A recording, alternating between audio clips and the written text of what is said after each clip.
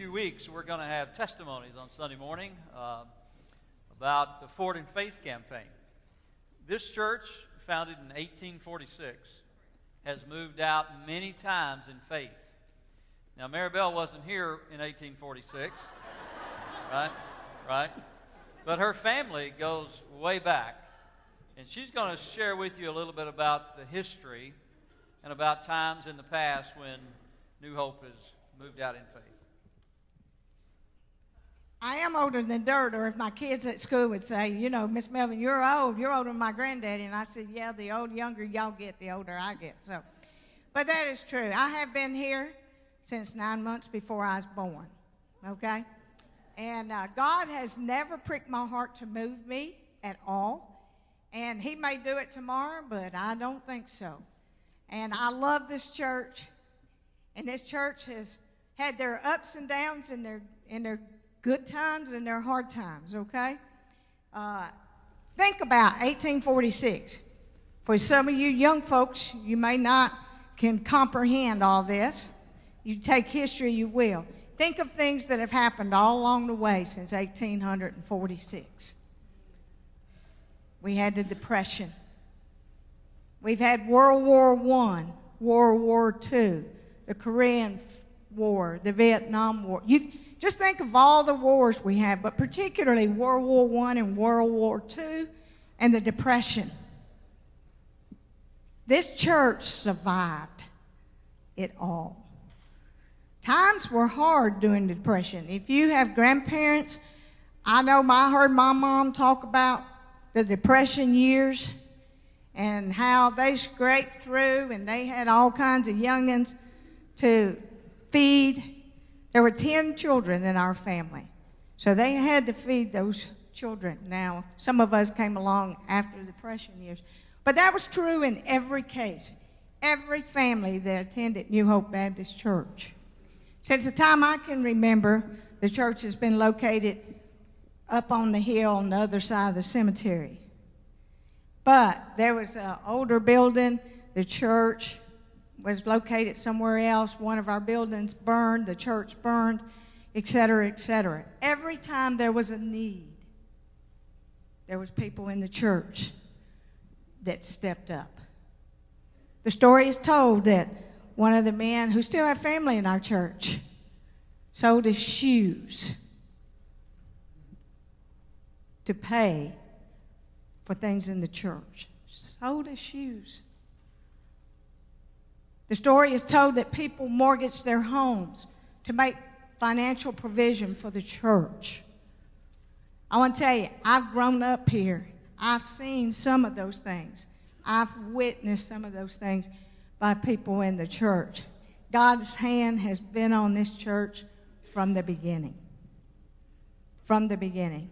And New Hope exists today simply because of the sacrifices of people, the investment of time, the labor of their hands. I tell you that we had some godly men. Back during those days, it was farmers and skilled craftsmen, carpenters, bricklayers. I don't know. I know we probably have some carpenters. I don't know. Do we have any bricklayers in here? See, you just got one back there. Yeah. Okay. God used them. When we didn't have the money to pay outside people, God used them. And some of those people didn't have money to give, but they could give what they had. And that was the labor. And they built 5 educational classrooms in the back. They built new bathrooms. I'm going to tell you, when we got bathrooms in the building, we thought we had a ride, buddy. You know.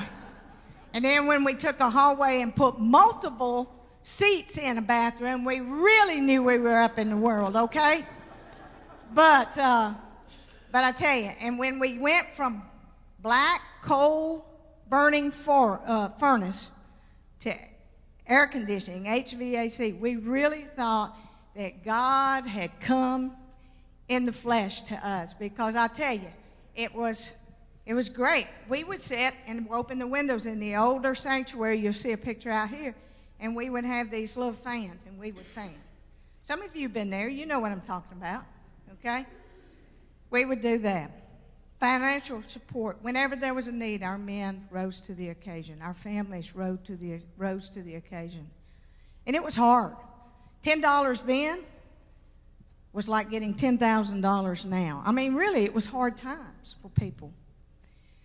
And this church has nurtured me. They have taught me.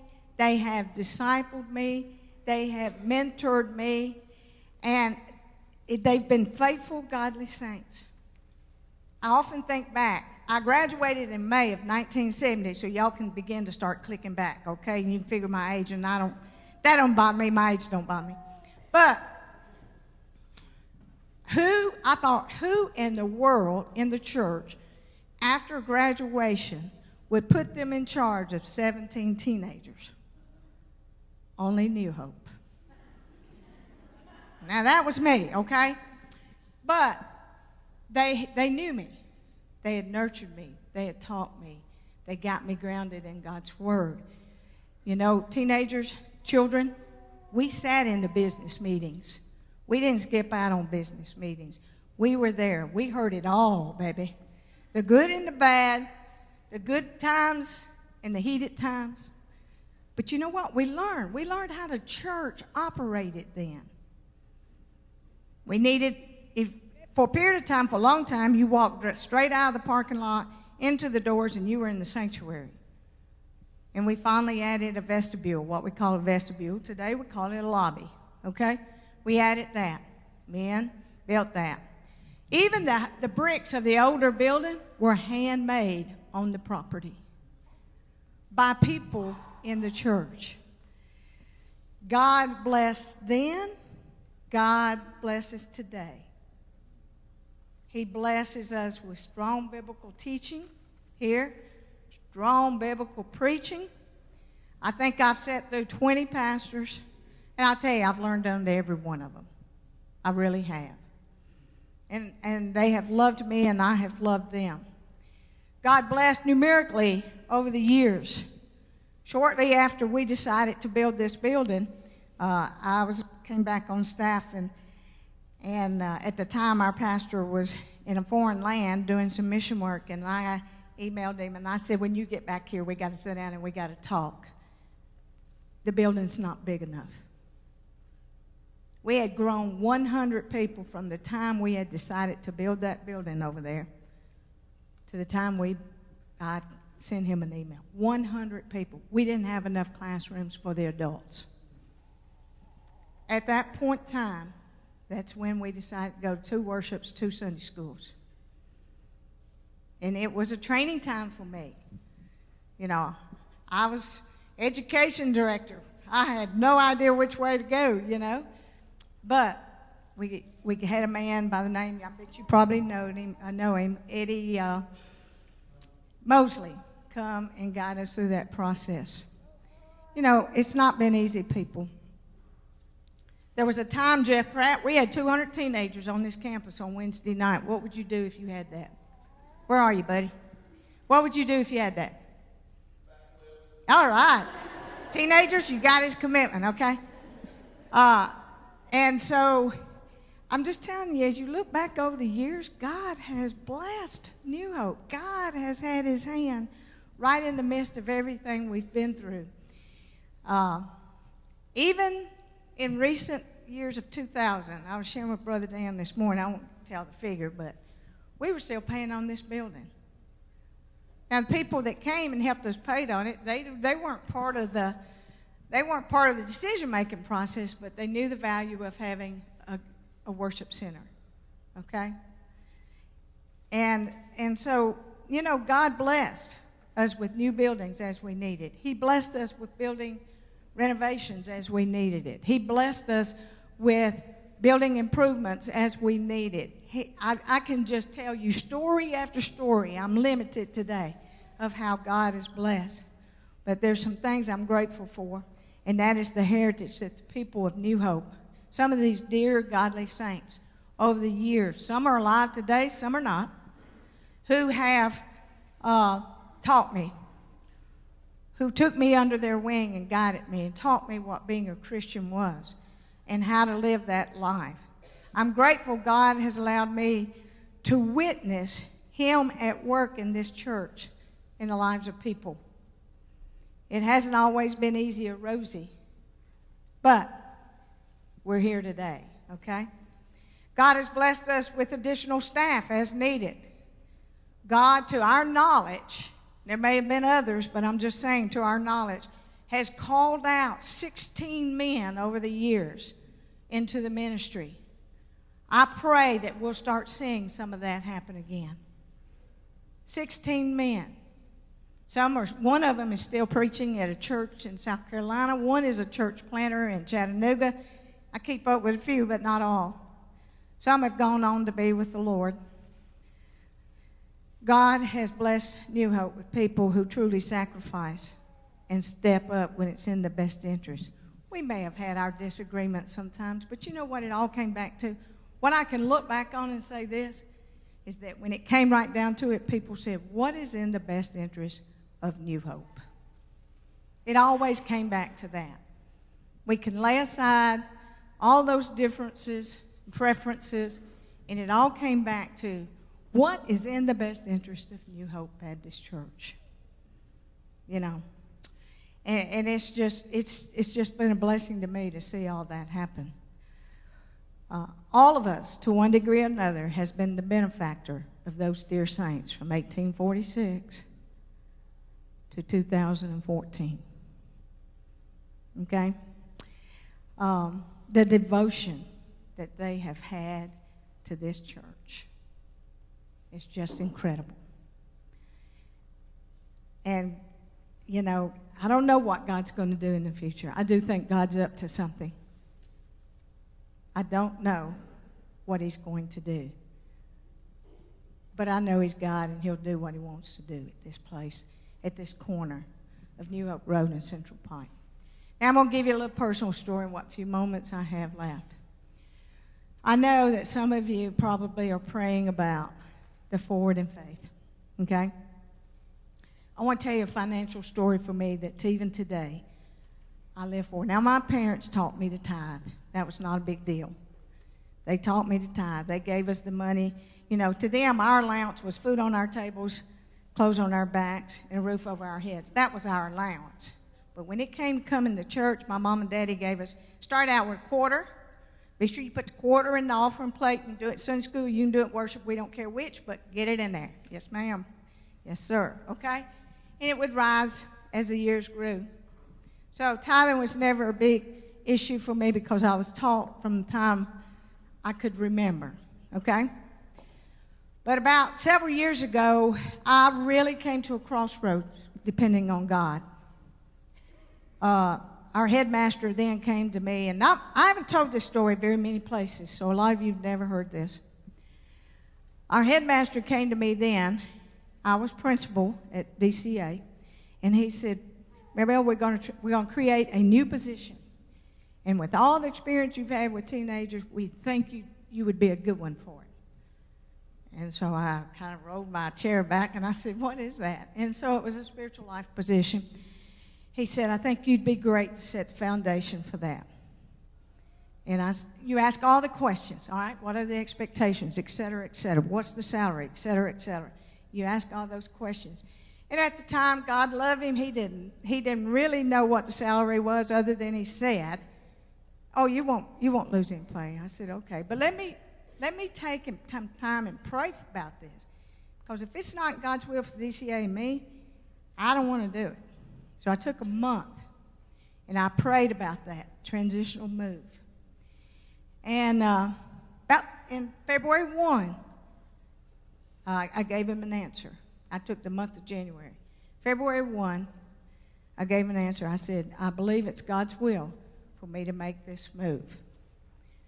And so he said, okay, great, you know. 3 weeks later, he comes back in my office, and he closes the door, and he said, can we talk? I said, sure. So he comes in, and he talks, and he says, the financial director had set the salary, and here it is. Folks, I had this sick feeling in the pit of my stomach. because the reduction was about the same amount of money that I had incurred in medical expenses due to some health issues. Okay? And I said, oh, me. And he said, now you stay in this position. I've not filled anybody, and I've not interviewed anybody. You can stay here or you can go there, but here's what you'll make. I said, well, I need to go home and crunch the budget numbers. So I went home and I opened my budget book, and I sat there and I stared at it. And God just said, look, you have prayed about this, you have got scripture confirmation, and you're either going to trust me or you're not. And I shut that budget notebook, and I said, you're right, God. I'm either going to trust you or I'm not. I don't know how you're going to make this work, but I'm going to trust you. And I just turned it all over to him. Now, I stand before you today and tell you a few things. There were some weeks, some months, I went from paycheck to paycheck. I got 2 paychecks a month with $3 in the checking account. And now I'm dead serious. $3 in my checking account. The tithe never went. I called doctors, I called hospitals, and I said, look, here's what I can pay you, but I promise you you'll get paid. And they worked with me. Starting somewhere around Thanksgiving of that year, a teenager walked up to me and said, Miss Maribel, somebody gave me this and told me to give it to you. So I took it, and it was money. I didn't look at it, and I put it in my pocket, and I went home. It was $200. New Hope used to just give out Christmas cards here, and somebody come up and said, kids would help give out Christmas cards, and they said, here, Miss Maribel, here's a Christmas card for you. So I stuck it in my Bible, and later that night I opened it up. I said, well, I think I'll see who my Christmas card's from. I opened it up, not a name in it, but there were 5 $100 bills. I'm going to make a long story short. God provided $3,000. I'm telling you, when God tells you to do something, I stand before you as an example. He said, I will meet your needs. I gave up some things. I didn't go to movies. I didn't go out to eat. I'm a sports enthusiast. I didn't go to ball games where I had to pay to get in. I didn't do a lot of things. But God met every need. And those medical bills got paid. And my tithe went in the same. And it all started in 1846 with some dear godly saints who said, we want the people who come behind us to find us faithful. And so I'm going to ask Carrie with Tucker. Charlie, where are you? This is a vision. In a prayerful attitude last Sunday, God gave me a vision. A visionary for you. Charlie, I want you right here. And I want Tyler right here. I want you to look at these folks very carefully. I want these people to find people like me and to be able to look back one day and say, they were faithful. Because those who come behind them will find them faithful. Folks, we got a little bit longer with this one. Okay? He's teeny-tiny.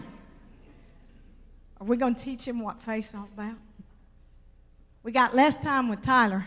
What grade you in, Tyler? 8th grade. We got about 4 years left with him. And he's going to be going to college and doing his deal. Charlie's in between them. This is the visual God gave me last Sunday. Folks, it is so important that one day little Tucker, I don't care whether he's at New Hope or whether he's somewhere else, that he'll look up and say, because of some godly people at New Hope Baptist Church, they were faithful. and he will follow in those footsteps. God, folks, I don't know what God's going to tell you about that. I know what God's told me, and it's going to stretch. But you know what? I know He'll meet my needs. He may not meet my wants, and that's okay. I still live by that. I'll pick up things and I go, I don't need that. Put it on the shelf. I still do it because God taught me, and it's a priority. So I don't know what God's going to tell you. I'm going to ask you to spend time in prayer, and I mean pray diligently. And some of you may not be able to give a lot, and that's okay. But what I did learn about New Hope is when we all unified and came together and gave what we had, God blessed it. And great things was done on this campus and this property years ago, and it will continue to be done, and probably long after I'm with the Lord. And I will look down and say, and one day I'm going to look at those people up in heaven and say, you were faithful to the end.